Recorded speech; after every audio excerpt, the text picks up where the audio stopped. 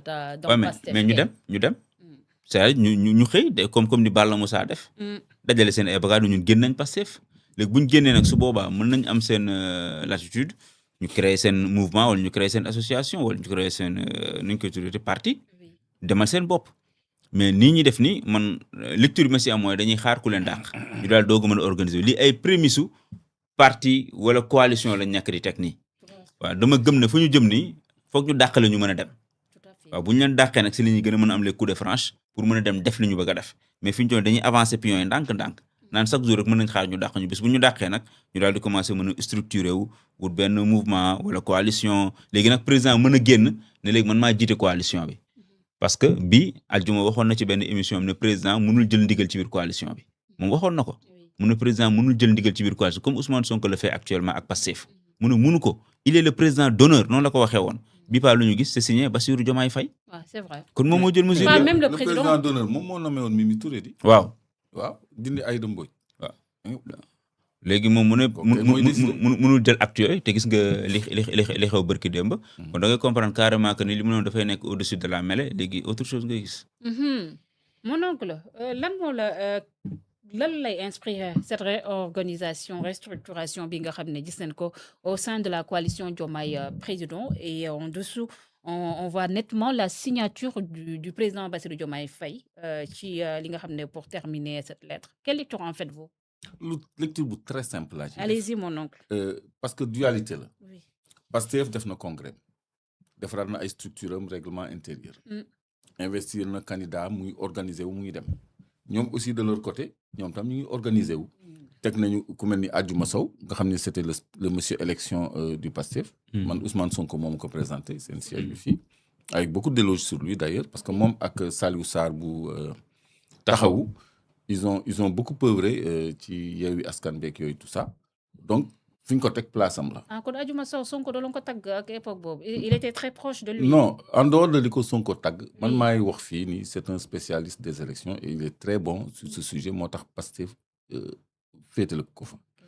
donc noonu la ñu jëlee seen ay maires positionnels jéem a structuré wu ñoom tamit organiser wu pour jëm ci ay élections mais le hic mooy li Moustapha wax. Ils sont membres de Pastef Aldiouma et le président Diomaye te c'est stratégique que ñu bañ leen a yeewi. ñu bañ leen a dàq waaye day yomb si ñoom loolu la ñu bëgg a di. ils n'ont pas les coups de franche. parce que mënoo nekk membre de Pastef ba noppi di teg une coalition électorale c'est contradictoire yow ñi nga àndal sax. ils vont se poser des questions parce que tu te réclames toujours du parti. moom ak keneen ki nekk présidence là le jeune là. Barrow ñoom est-ce que dàq nañ leen. non dàquñu leen pourtant.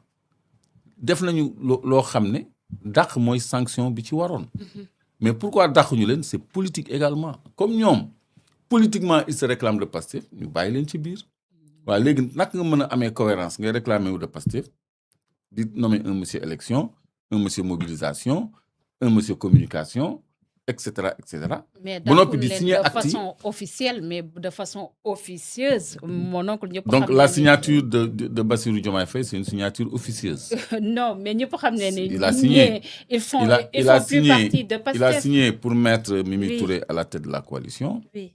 Il a signé pour restructurer cette coalition donc loolu mënuñu ko wax lu officieux. Oui. kon moom mooy décider moom mooy doxal. Tout à fait. Donc, ñoom ñu ngi organiser wu à la suite de Pastef. Donc, on assiste à un duel entre deux camps. Une partie de Pastef et Pastef lui-même. Une partie de Pastef, mooy quelques cadres de Pastef qui sont avec le président Diomaye, qui lui se réclame toujours militant de Pastef. ñu tegal seen coalition électorale. Mais lii man dama ci kontaan. Tu sais pourquoi? Pourquoi mon oncle? Parce que ça porte à croire qu'au moins on va vers des élections.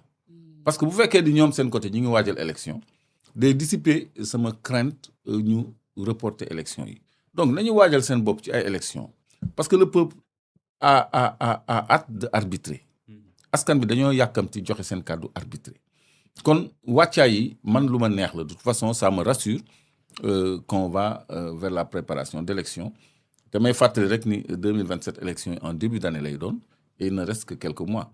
Donc, que l'opposition se réveille moom tamit parce que ñaari camps yi ku nekk ñu ngi waajal bopp. yaakaar nga ne élection yi dina am date bi ñu ko jàpp. li ñuy teg nii. Oui. ça porte à croire que contrairement à ce que beaucoup de gens redoutent que dina am parce que booy samp un et monsieur. le contexte aussi Clédor. Quel contexte contexte actuel bi ñu nekk est-ce que aussi ñi nga xam ne moo nekk la coalition Diomaye président wala sax l'opposition de manière générale jekku neen pour dem amal ay élections. le contexte élection doo xaar ba jekku. élection c'est un calendrier républicain à respecter. je suis d'accord.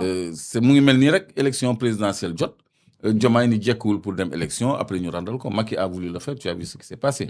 Bon législative yi ak municipal yi c'est moins grave mais le calendrier et les mandats doivent être respectés parce que les maires sont élus pour 5 ans au bout de ces 5 ans là dañu war a renouveler seen mandat waruñu am un mandat boo xam ni ça découle de la volonté unique du président loolu aussi tooñ askan bi la nga xam ne bëri na ñu leen représenté woon et ils ne se reconnaissent plus en lui. Je donne l'exemple de Dakar. C'est vrai que Barthélémy Diaz n'est plus maire de Dakar, mais bon ko donné, beaucoup de Dakarois ne le reconnaissaient plus comme leur maire. Heureusement que jóge na fi. Donc yu mel noonu am na ci yeneen localité. Et puis j'attire l'attention sur Pastef. Pastef dafa perméable. Il y a des maires qui ont peur même qui commencent à rejoindre le Pastef pour ñëw adhérer parce que mais seen gestion ku ko xool ñoom ñu ngi ci kaso bi. Il faut pas que ñu accepter en leur sein des gens qui traînent beaucoup de casseroles. Je veux citer personne. Mais il y a des gens qui transhument actuellement vers Pastef. Et qui sont porteurs de casseroles. Ousmane Sonko nee na ñu yaatal les rangs yaatal boobu nag laay wax inconvénients yi ci nekk. Non seulement risque d'infiltration mais aussi nga am ay membres yu justice di topp. mais politique ajouter moo gën soustraire. waaw mais da ngay ajouter ñoo xam ne Pastef l'a compris. loolu bu dee militant de base yi la. oui. c'est bon mais su fekkee ne ay responsables marqués négativement la war nga def due diligence xool scruter bu baax ñoom lan mooy seen parcours ak lan la ñu indi nga doog leen mën a accepter mais boo gisee maire boo xam ne dafa impliqué wu ci ay dossiers fonciers ci localité am population yi tongal ko mu am ay contentieux partout ba ci en justice nga ubbil ko say bunt ëllëg bu ñu ko tëjee kaso dañu naan maire Pastef la ñu tëj kaso. waaw loolu laay attirer attention nit ñi quoi.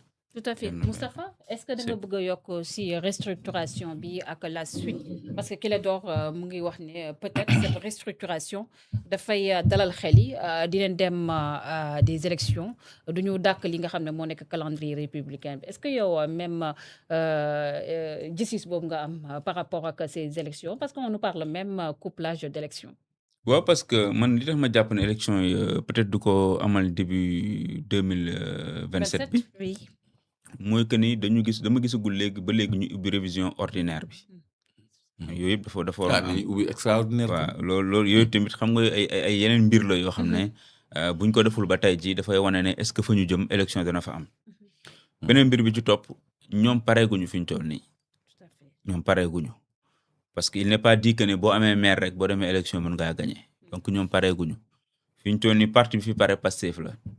est-ce que da ngay dem bëri ak koo xamante ne tey jii pare na physiquement techniquement pare na côté pare na ci yow nga dajaloo yaa ngi yeewu nekkagoo nga ne damay dem bëri ji ak moom c'est risqué mun nga ci génn waaye mun na gën a compliqué moo tax ma ne date bi nga xam ne moom la élection yi positionné wu arrangé wul coalition Diomaye président parce que gis nga ñoom ñu ngi toll ci tabb ñoo xamante ne ñoom lañ dénk communication kii lañ dénk structure kii lañ dénk or ñële ñoom def nañ seen congrès defaraat seen ay texte préparé ba ne dañuy dem ci massification bi yéen tegagoo leen sax loo xam ne dëgër na pour ngeen mën si sukkandiku pour dem moo tax ma ne jamono ji dafay metti si ñoom bu ñu jàppoon bés rek ñu dem élection foofu sax laay faral di waxee ne souvent ñiy dugal président pour mu dissoudre assemblée nationale ñu ngi koy dugal ci loo xamante ne seetaatuñ ko bu baax a baax waaw parce que am na ñuy wax loolu nee na ko dissoudre boole ñaari ñu dem ci élection législative dem tamit élection locale yi parce que assemblée fi ñu toll nii ñu ngi ko commencé